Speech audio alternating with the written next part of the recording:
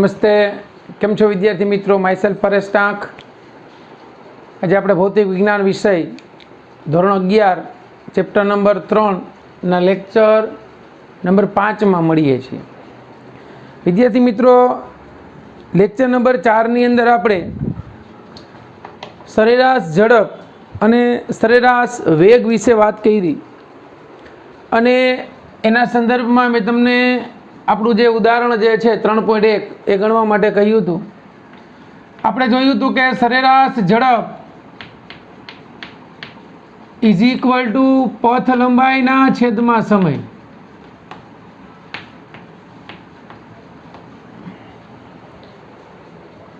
અને સરેરાશ વેગ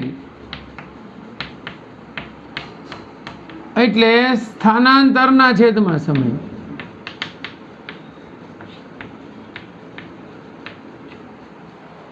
બંને રાશિઓ વચ્ચે જાજો ડિફરન્સ નથી. આ અદિશ રાશિ છે અને આ સદિશ રાશિ છે. બંનેના એકમ એ આપણે જોયા હતા સમાન છે, મીટર પ્રતિ સેકન્ડ. ઘણી વખત વ્યવહારમાં આ એકમ જે છે એ કિલોમીટર પર અવર લે છે. આપણે એ પણ જોયું હતું કે સરેરાશ ઝડપ જે છે એ લગભગ સરેરાશ વેગથી મોટાભાગના કેસમાં વધારે જ હોય. બરાબર. સુરેખ માર્ગ ઉપર કોઈ કણ ગતિ કરતો હોય ને A થી B, તો અહીંયા બંનેના માન સરખા મળે. બરાબર. પછી આની પહેલાં આપણે આલેખની ચર્ચા કરી હતી. આલેખમાં બે ચલ હોય, એક સ્વતંત્ર ચલ અને એક પરતંત્ર ચલ. આ સ્વતંત્ર ચલ હંમેશા x અક્ષ ઉપર આવે અને પરતંત્ર ચલ હંમેશા y અક્ષ ઉપર આવે. એટલે આપણે આમ વાંચી શકાય x વર્સિસ t નો ગ્રાફ, અથવા તો x વિરુદ્ધ t. અહીંયા વર્સિસ બોલો તો હાલે, x વર્સિસ t નો ગ્રાફ. બરાબર છે. ચાલો, હવે આજે આપણે ઉદાહરણ 3.1 તમે જોયું છે, તો આજે આપણે સ્વાધ્યાયના દાખલા જે છે એ ગણીશું બાળકો. સ્વાધ્યાયનો પહેલો દાખલો છે કે નીચે આપેલા ગતિના ઉદાહરણો પૈકી કયા ઉદાહરણમાં તંત્રને આશરે, સ્વાધ્યાયનો દાખલો પહેલો,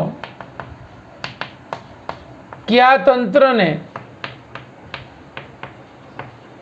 કણ તરીકે લઈ શકાય?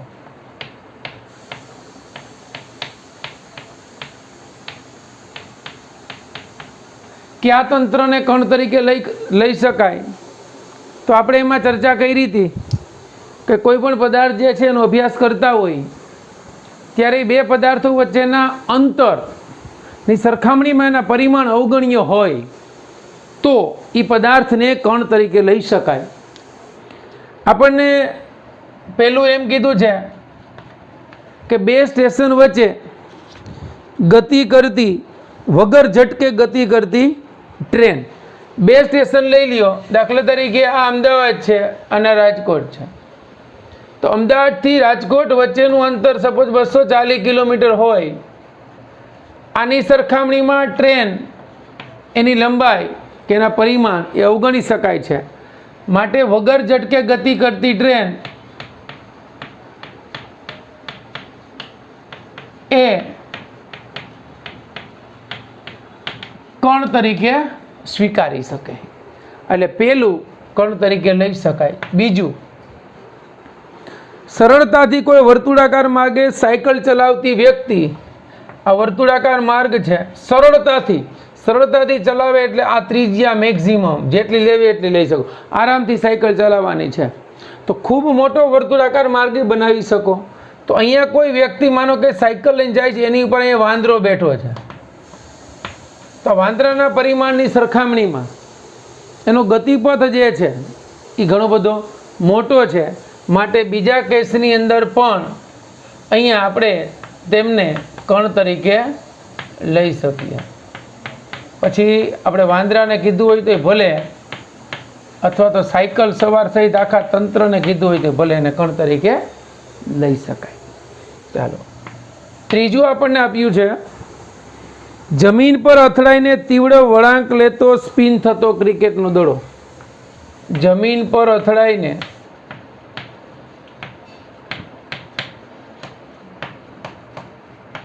તીવ્ર વળાંક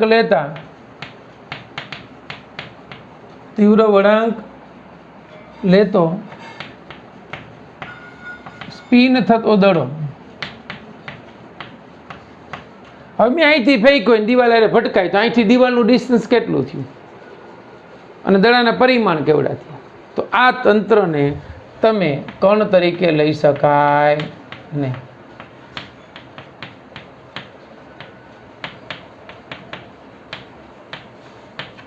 બરાબર છે. અથવા તો તમે બોલ જે જમીન જે દિવાલ સાથે અથડાણો છે બરાબર, એ સંપર્ક સમય અથવા તો જે અહીંથી જ્યાં પહોંચવા માટેનો સમય એ અંતર અને એના પરિમાણ એ આપણે અવગણી શકતા નથી, માટે આને લઈ શકાય નહીં. ચોથું, ટેબલની ધાર પરથી સરકીને નીચે પડતું બીકર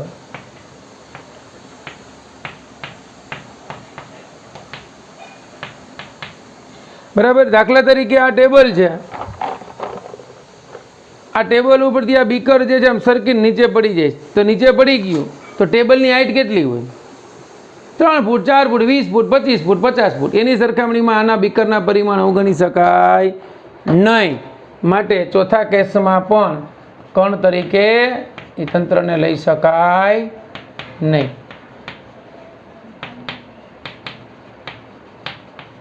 ઓકે બાળકો, આ થિયરિટિકલ ક્વેશ્ચન હોય એની અંદર ખાસ ધ્યાન રાખવાનું. ઘણી વખત આની ચર્ચા જે છે એ લેક્ચર દરમિયાન પણ થઈ ગઈ હોય છે, પરંતુ આપણું ઘણીવાર ધ્યાન ન હોવાને કારણે એ વસ્તુ રહી જતી હોય છે.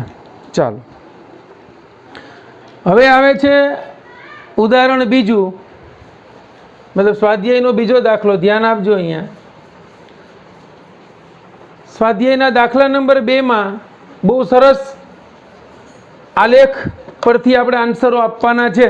એનો આલેખ પાછળ આપ્યો છે બુક્સમાં. 2 બાળકો એ અને બી શાળાઓથી અનુક્રમે પી અને ક્યુ તરફ ફરી રહ્યા છે. અહીંયા આપણે આ સ્વાધ્યાયનો દાખલો છે 3.2.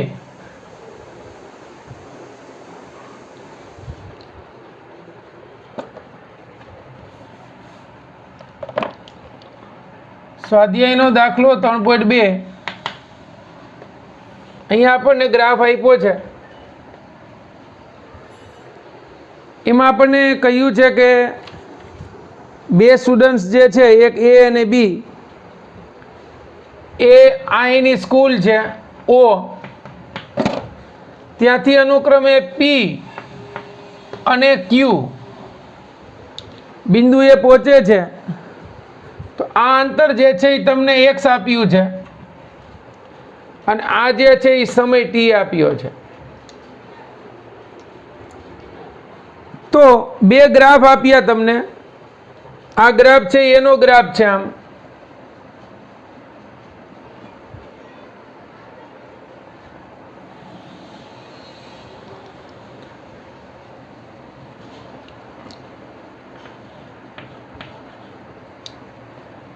અને આ બી નો ગ્રાફ છે.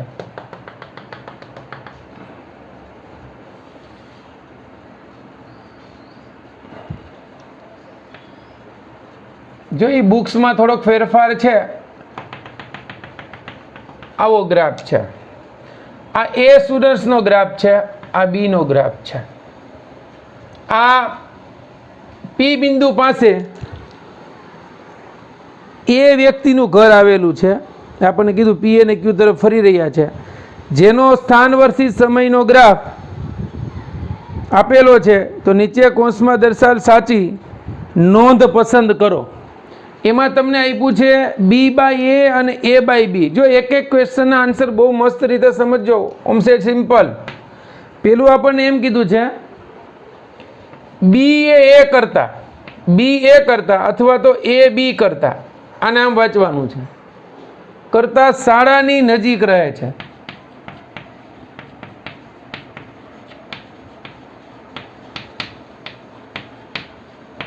જો બીના છેદમાં એ એટલે બી બાય એ છે, મતલબ બી બાય એ એટલે આપણે એને એવું નથી વાંચવાનું કે બીના છેદમાં એ, પણ બીના છેદમાં એ એટલે બીની સાપેક્ષે એ. તો એમાં તમે આન્સર તમારો આપી શકો છો. ટૂંકમાં એનો આન્સર એટલો જ આપવાનો તમારે કોણ શાળાની નજીક રહે છે. તો અહીંયા તમે જુઓ તો સ્કૂલથી નજીકનું અંતર કોનું થશે? તો કે આ જે છે એ એનું છે, અહીંથી અહીં સુધીનું જે છે એ છે, આ એનું, આ બીનું ઘર છે. તો કહી શકીએ શું? તો કે એની શાળા અથવા તો એનું ઘર એ બીના ઘર કરતાં શાળાથી નજીક છે. પૂરું. તો અહીંયા કહી શકીએ કે એનું ઘર બી કરતાં શાળાની નજીક છે, એમ વાંચી શકીએ. બરાબર. ચાલો, બીજો પોઈન્ટ શું કીધો છે? બીનું એની સાપેક્ષે એનું બી કરતાં શાળા એથી વહેલી શરૂઆત કરે છે. ઓકે, બી એ કે એ બી કરતાં શાળા એથી વહેલી શરૂઆત કરે છે. તમે જોઈ શકો છો આલેખ ઉપરથી. આલેખમાં જો જે કઈ વ્યક્તિ પહેલા નીકળે છે, આ સમય છે, આ 0 સમયે નીકળી ગયો. કોણ? અહીંયા કદાચ સમયગાળો કંઈક છે, તો એ પહેલા નીકળી ગયો. તો આપણે એમ કહી શકીએ કે એ બી કરતા શાળા એથી વહેલા નીકળે છે, અથવા તો વહેલી શરૂઆત કરે છે. એ બી કરતા શાળા એથી ઘરે જવાની વહેલી શરૂઆત કરે છે. રાઈટ. ચાલો, પછી ત્રીજું શું કીધું છે આપણને? બી એ કરતા કે એ બી એ અથવા તો એ બી કરતા ઝડપથી ચાલે છે. બરાબર સમજજો. અહીંયા આપણે જોઈ શકીએ છીએ કે એ અહીંથી શરૂઆત કરે છે વહેલી, અને અહીંયા ટી કંઈક સમથિંગ સમય છે, ત્યાં સુધીમાં એ ઘરે પહોંચે છે અહીંયા. અને બી એના કરતાં પાછળથી જાય છે, તો એની હારે જ સમયમાં પહોંચી જાય છે. માનો કે સપોઝ અહીં કંઈક ટાઈમ છે 20 સેકન્ડ, કે ટાઈમ છે આપણે લખીએ કે ભાઈ 20 મિનિટ છે, સપોઝ સમય મિનિટમાં આપ્યો છે. 20 મિનિટમાં આ ભાઈ મોડો નીકળે છે, આ બી, તો પણ આની હારે પહોંચી જાય. આ તો વહેલો નીકળી ગયો છે. આ માનો કે અહીંયા મિનિટ હોય ને 5 આવે છે, અહીંયા 10 આવે છે, અહીંયા 15, સપોઝ અહીંયા 20. તો અહીંયા અહીંથી શરૂ કરે છે એ, તો 20 મિનિટે ઘરે પહોંચે. જ્યારે 5 મિનિટ થઈ જાય ને પછી નીકળે તો એ પહોંચી જાય. મતલબ આ 15 મિનિટમાં ઘરે પહોંચી ગયો, અને 20 મિનિટ થઈ. સમજાણું? તો અહીં શું લખી શકતું કે બી એ કરતાં ઝડપથી ચાલે છે. રેડી બાળકો? ચોથું, એ અને બી એક જ કે જુદા જુદા સમયે ઘરે પહોંચશે. એ અને બી એક જ કે જુદા જુદા સમયે ઘરે પહોંચશે. ચાલો, એ તો આપણે ક્લેરિફાઈ થઈ ગયું હમણાં. એ અને બી એક જ કે જુદા જુદા સમયે ઘરે પહોંચશે. એક જ કે જુદા જુદા સમયે. તો અહીં શું આન્સર આવશે? બંને એક સમયે જ પહોંચે છે. જો બંને એક જ સમયે ઘરે પહોંચશે. ક્લિયર થયું બાળકો? ચાલો, પાંચમું, એ બી કરતા અથવા તો એ બી એ બી ને રસ્તા પર અથવા તો બી એ થી આગળ નીકળી જાય છે.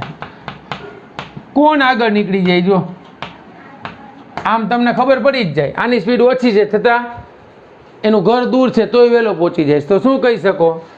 બી એ કરતા આગળ નીકળી જાય છે, અને આપણને ઓવરટેકનું પૂછ્યું છે, અને એને એક વાર શું કરે છે? ઓવરટેક કરે છે. ક્લિયર થયું બાળકો? તો આમ આ થિયરિટિકલ ક્વેશ્ચન છે, પણ નિરાતે સમજવો. બરાબર છે? ક્લિયર થયું? ઓકે, ચાલો આ લખી લ્યો, પછી આપણે ગણીએ ઉદાહરણ 3.3. સોરી, સ્વાધ્યાયનો દાખલો 3.3. ચાલો, જો દાખલા નંબર 3.3, સ્વાધ્યાયનો દાખલો 3.3. આપણે રકમ એમ કીધી કે એક મહિલા સવારે 9 કલાકે પોતાના ઘરેથી, એક બેન જે છે એ 9 વાગે પોતાના ઘરેથી 2.5 કિલોમીટર દૂર આવેલી એના પોતાના કાર્યાલય પર પહોંચે છે. બરાબર? એ સવારે 9 કલાકે પોતાના ઘરે 2.5 કિલોમીટર દૂર આવેલી કાર્યાલય પર પહોંચે છે ને 5 કિલોમીટર પર અવરની ઝડપે ચાલીને જાય છે. ચાલો, પહેલાં તો આપણે એમ ગણીએ કે આ એનું ઘર છે, ત્યાંથી આ એનું કાર્યાલય એટલે ઓફિસ છે, એ 2.5 કિલોમીટર દૂર છે. બરાબર? સમજો. તો આ બેન અહીંથી ચાલી અને કેટલી ઝડપથી જાય છે? 5 કિલોમીટર પર અવરની ઝડપથી સીધી સડક પર ચાલીને જાય છે. કેટલા વાગે? તો કે time T1 is equal to 9 અવર, 9 કલાકે. સવારે 9 કલાકે આ બેન નીકળે છે, સાંજે 5 કલાક સુધી ત્યાં રહીએ. બીજો ટાઈમ ડ્યુરેશન આપ્યો 5 વાગ્યા સુધી સાંજના, ત્યાં ને ત્યાં જ રોકાય છે. 9 વાગે નીકળે છે, એટલી ઝડપથી જાય છે અને 5 વાગ્યા સુધી રોકાય છે. પછી સાંજે 5 વાગે નીકળે છે એટલે એક ગાળો આ થયો 9 થી 5નો. બીજો તબક્કો ગયો થશે તો કે હવે આ સમય 5 વાગે નીકળ્યા એટલે T1 બરાબર 5 કલાકથી પાછો T2 સમય આપણે મેળવવાનો છે. કેટલી મિનિટમાં ઘરે પહોંચશે? આ તો આપણને ખબર પડી ગઈ, ભલે પહોંચે એ હમણાં નોંધી લઈ, પણ 5 વાગ્યા સુધી તો ન્યા જ છે. પહોંચતા 5 વાગ્યા સુધીનો સમય તો નહીં થાય, પણ 5 વાગે નીકળે ત્યારે કેટલા સમયમાં પહોંચે? ત્યારે એની ઝડપ કીધી છે 25 કિલોમીટર પર અવર. એટલે બેનને કાંઈક ઉતાવળ હશે એટલે રિક્ષા કરીને આવ્યા. તો આ ઝડપ ઓફિસથી ઘર પહોંચવા માટેની છે, ઘરથી ઓફિસ પહોંચવા માટેની, અને આ ઝડપ જે છે ઓફિસથી ઘર પહોંચવા માટેની છે પાછી. તો આપણને શું કીધું છે? યોગ્ય સ્કેલમાં પડે મહિલાની ગતિ માટે x વર્સિસ t નો ગ્રાફ દોરો. ચાલો આપણે સરસ મજાનો ગ્રાફ દોરીએ x વર્સિસ t નો. આપણી પાસે સ્કેલ માપ જેવું જ છે, સમજી લ્યો. આ સ્કેલ જ છે. આ ગણી લઈ office 0.5 kilometre, 1 kilometre, 1.5 kilometre, 2 kilometre અને 2.5 કિલોમીટર. આ જે છે એ અંતર છે, શેમાં છે? કિલોમીટરમાં. અહીંયા આપણે સમય દર્શાવી દઈએ. આ સવારના 9 વાગ્યાથી સ્ટાર્ટ કરીએ, 9, અહીંયા 10, અહીંયા 11, અહીંયા 12 વાગી ગયા. હવે બપોરનો 1 હો, આ 2, આ 3, આ 4 અને 5 અને આ 6. આ સમય છે એ અવરમાં છે, કલાકમાં. 9 કલાકથી સ્ટાર્ટ કર્યું. બાકી તમે કરી શકો અહીંયા 0થી, આપણે 9થી કર્યું. રેડી? ચાલો, હવે આપણને શું કીધું છે? આનો ગ્રાફ દોરવાનો. તો હવે આપણે પહેલાં તો શું શોધવાનું? ઓફિસે પહોંચવા લાગતો સમય. અહીં ઓફિસ પર પહોંચવા માટે લાગતો સમય અથવા કાર્યાલય.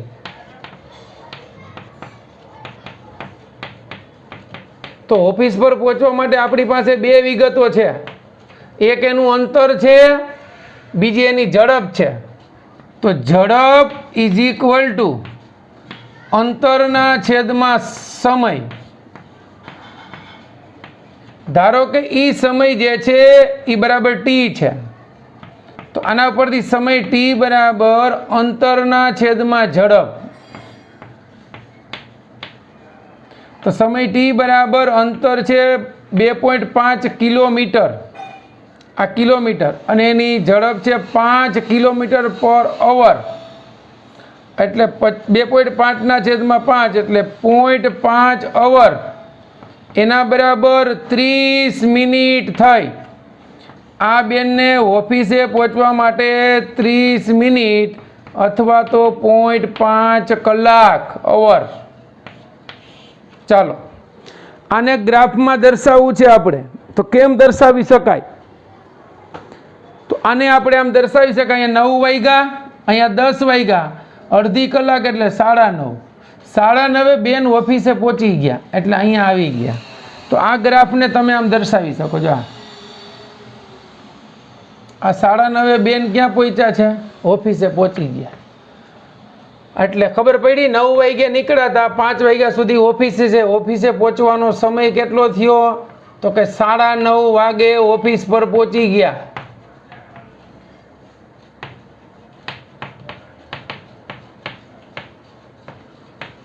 સાડા 9 વાગે ત્યાં પહોંચ્યા, ત્યાંથી એને કામ કર્યું ઠેઠ કેટલા વાગ્યા સુધી? તો કે 5 વાગ્યા સુધી. આ 5 વાગ્યા સુધી બેન ત્યાં ને ત્યાં રોકાણા. એટલે ત્યાં સુધીમાં કોઈ પણ પ્રકારનું અંતર કપાણું નથી, સમય ગયો છે. હવે 5 વાગે જેવી ઓફિસ અવર પૂરી થઈ એટલે તરત ઈ બેને રિક્ષા કરી.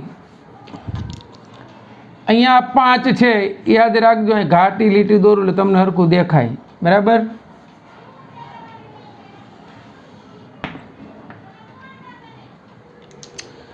હવે તો કે હવે અહીંયા ઘર પર પહોંચવા માટે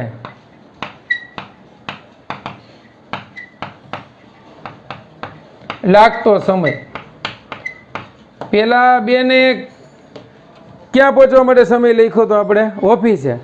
તો અહીંયા સેમ સૂત્ર વાપરું, સમય એ જે છે એને આપણે ટી ડેશ કહી દઈએ. તો સીધું સૂત્રનો કરતા બનાવું, ટી ડેશ બરાબર અંતરના છેદમાં ઝડપ. એ બેન રિટર્નમાં અંતર તો 2.5 કિલોમીટર જ છે, પણ ઝડપ જે છે એ શું આવી ગયું? તો એની પાસે ઓટો રિક્ષા. ઓટો રિક્ષા આવી એટલે સ્પીડ ફાસ્ટ થઈ ગઈ.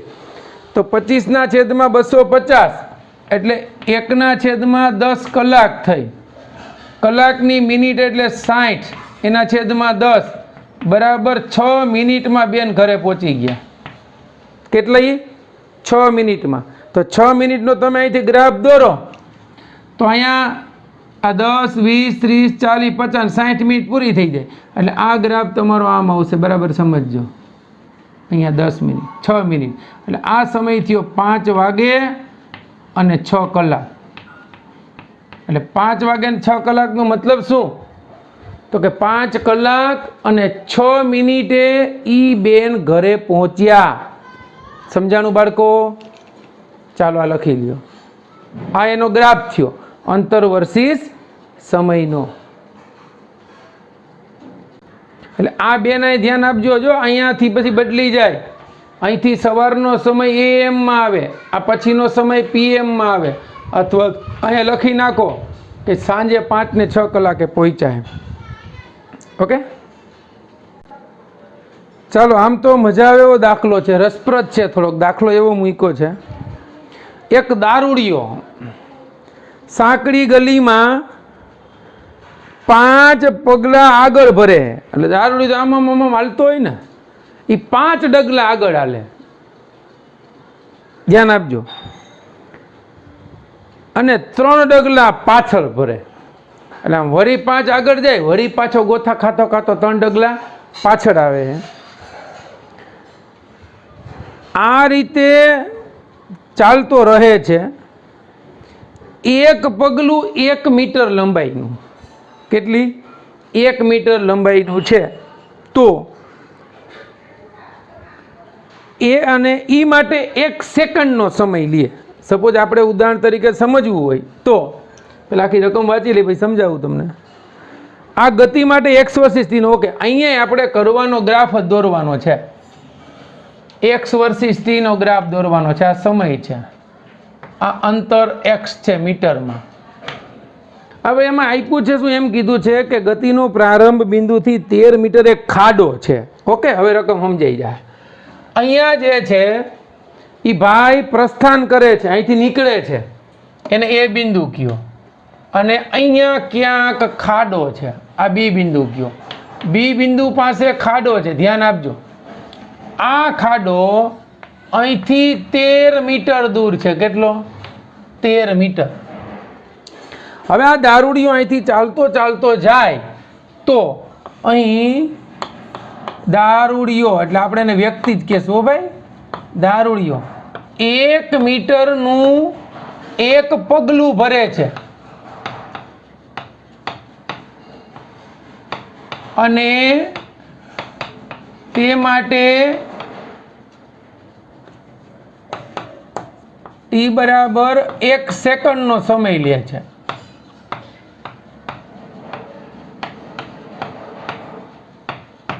બરાબર, સમજો. તો હવે એમ કીધું છે કે આ દારૂડિયો કેટલા સમય તે એટલું લે છે, તો આપણને એમ કીધું છે કે કેટલા સમય બાદ ખાડામાં પડશે, એનો ગ્રાફ દર્શાવવાનો છે. તો આ અંતર છે, તો આપણે અંતર દર્શાવીએ. 1 2 3 4 5 6 7 8 9 10 11 12 અને 13 અને 14. બરાબર, સમજવા માટે 14 મીટર આ અંતર છે. 1 2 4 5 6 7 8 9. જો તમે ગ્રાફ દોરશો ને બાળકો, તો જ ખ્યાલ આવી જશે. અહીંયા આપણે સમય લખીએ. ચાલો, 1 second, 2 second, 3 second, 4 second, 5 second, આમ તો અથવા તો 5-5નો ગેપ રાખીએ આપણે. બરાબર, કદાચ વધારે સેકન્ડ થાય તો વાંધો આવે નહીં. ચાલો, અહીંયા 5 સેકન્ડ, 10 સેકન્ડ, 15, 20, 25, 30, 35, 40 અને 45. આ સમય છે, એ તમને આપ્યો છે સેકન્ડમાં. રાઈટ? ચાલો, હવે આપણને શું કીધું છે જોતા જ એક પછી એક. પહેલા દારૂડિયો 5 ડગલા હાલશે. કેટલા? એ માટે 5 સેકન્ડ લેશે. એટલે આ પહેલા ઝટકે અહીંયા પહોંચી ગયો. બરાબર, સમજો. એટલે આનો ગ્રાફ અહીંયા આવ્યો. આ દારૂડિયો પેલી 5 સેકન્ડે ક્યાં પહોંચી ગયો? સીધો 5 મીટર વયો ગયો. કારણ કે 1 મીટરનું એક પગલું ભરે છે ને એ માટે 1 સેકન્ડનો સમય લે છે. તો 5 મિનિટ 5 ડગલા આગળ આવેલો, પછી 3 ડગલા પાછળ આવેલો, તો સમય તો જશે ને. 6 7 8 9 એટલે 8 સેકન્ડ થઈ. ત્યારે એ 5થી પાછો ક્યાં આવી ગયો? 3 ડગલા નીચે, એટલે 2 આવી ગયો. અહીંયા 5થી ક્યાં આવી ગયો? 2. ત્યારે એનો સમય કેટલો થયો? 8 સેકન્ડ. હવે 5 સેકન્ડ બીજી, એટલે 5 ડગલા પડશે. 9 10 11 12 13 14, 13 સેકન્ડે 5 ડગલા પાછા પડશે. એટલે 2 ના 5 એટલે અહીંયા 7, અહીંયા સુધી આવશે. સેકન્ડ કેટલી થઈ? તો કે અહીંયા 8 હતી, 8 ને 5 13. હવે પાછા જો 3 ડગલા પાછળ આવશે, એટલે 3 સેકન્ડ થશે. તો 13 14 15 અને 16 17 18 ને 19. તો અહીંયા 3 એટલે 3 ડગલા પાછળ આવશે. સેકન્ડ 3 થશે એટલે 16 સેકન્ડ આવશે. ડગલા 7માંથી 3 એટલે 4 આવી જાય. એટલે અહીંયા તમે જે ગ્રાફ દોર્યો એમાં શું આવશે? 5 5 પોઈન્ટ લખશું. અહીંયા શું થશે? તો કે 5 સેકન્ડથી આ સેકન્ડ પહેલાં લખો. આ 8 સેકન્ડ થઈ. અને ડગલા કેટલા થયા? તો કે 3 ડગલા. હવે અહીંયા સેકન્ડ કેટલી થઈ? તો કે 8 ને 5 13 સેકન્ડ. ડગલા કેટલા થયા? તો કે 7. હવે શું થશે? તો કે અહીંયા 13 ને 3 16 સેકન્ડ થઈ. ડગલા કેટલા થયા? તો કે 4. સમજાણું? હવે પાછા આગળ વધી. હાલો, હવે અહીંયા આવી ગયો 4. અહીંથી 5 ડગલા ભરશે, એટલે 5 સેકન્ડ થશે. 16 17 18 19 20 ને 16 ને 5 21. 21 સેકન્ડે 5 ડગલા. 5 ડગલા એટલે 4 હતો. 4 ને 5 9 આવ્યો. અહીંયા પહોંચ્યો. એટલે આમ થયું. એટલે આ શું થયું? 16 ને 5 21 ને ડગલા થયા 9. 9 ડગલા એટલે મતલબ 9 મીટર સુધી હાલી ગયો. આમ તો એ મીટર ગણો. બરાબર, એક શખ્સ ઉપર 9 મીટર ચાલ્યો છે. ખાડો 13 મીટર દૂર છે. સમય 21 સેકન્ડ થઈ ગયો. 3 ડગલા પાછો પાછળ પડશે એટલે 22, 23 ને 24 એટલે 3 ડગલા પાછળ પડે 9 થી ક્યાં આવી જાય પાછો 6 આ 3 ડગલા પાછળ પડ્યો એટલે ભાઈ આવી ગયા પાછા 6 મીટરે સેકન્ડ થઈ ગઈ 24 એટલે અહીંયા લખશું 24 અને મીટર થયા 6 પાછો 5 સેકન્ડમાં 5 ડગલા પડશે એટલે 6 ને 5 11 આવી જાય અને સેકન્ડ જે છે એ 24 25 26 27 28 29 અહીંયા તમે ગણો 26 27 28 29 સેકન્ડ થઈ એટલે આ પાછો અહીંયા આવી ગયો સેકન્ડ થઈ 29 અને અંતરથી 11 મીટર હજી ખાડો આવ્યો નથી ત્રણ એ પહેલાં પાછો 3 ડગલા ક્યાં આવી જાય પાછળ એટલે 31 32 33 ને 34 34 3 ડગલા પાછળ 11માંથી 3 જાય એટલે વળી પાછો 8 આવી જાય અને અહીંયા આવશે 34 એટલે હવે અહીંયા આમ લખશું આપણે 34 અને 8 ખબર પડી હવે શું થાય તો કે 8 ડગલા હતા ને તો ત્યાંથી સટ કરતો એ કેટલા ડગલા હાલી જાય 5 સેકન્ડમાં 5 ડગલા ભરશે એટલે અહીંયા 34 થયું ત્યાંથી 5 એટલે 39 સેકન્ડ થઈ 36 37 એટલે 34 હતું ને 35 36 37 38 39 સેકન્ડે એ 13 મીટરના ખાડાએ પહોંચી ગયો પૂરું અહીંયા એનું 13 મીટર અંતર થઈ ગયું એટલે 39 સેકન્ડ અને 13 મીટર એટલે અહીંયા જ્યારે વ્યક્તિ આવશે ત્યારે એ શું થશે ખાડામાં પડી જશે બરાબર અહીંયા ભૂલ આપણે કરી સોરી આ 29 હતું ને 29 ને 3 32 થશે 30 31 32 3 સેકન્ડ થાય ને 5 થોડી થાય અને 32 ને અહીંયા 32 ને 5 37 સમજાણું તો અહીં આ દારૂડિયો અહીં આ વ્યક્તિ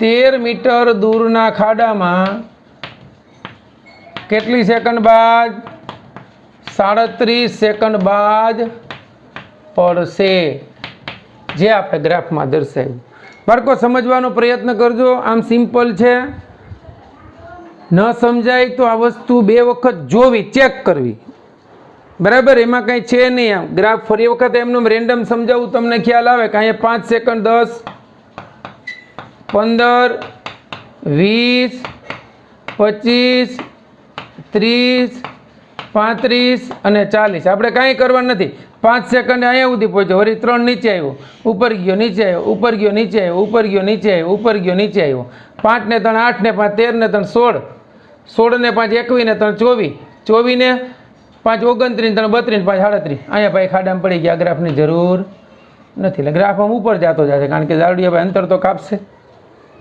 ઓકે ચાલો તો આ લેક્ચર જે છે એ અહીંયા પૂરો થાય છે તો આપણે અહીંયા સુધી રાખીએ છીએ નેક્સ્ટ લેક્ચરની અંદર આપણે તત્કાલીન ઝડપ એના વિશે સમજીશું અને વધારાના દાખલા જે આપેલા છે સ્વાધ્યાય નહીં ગણીશું ચાલો બેસ્ટ ઓફ લક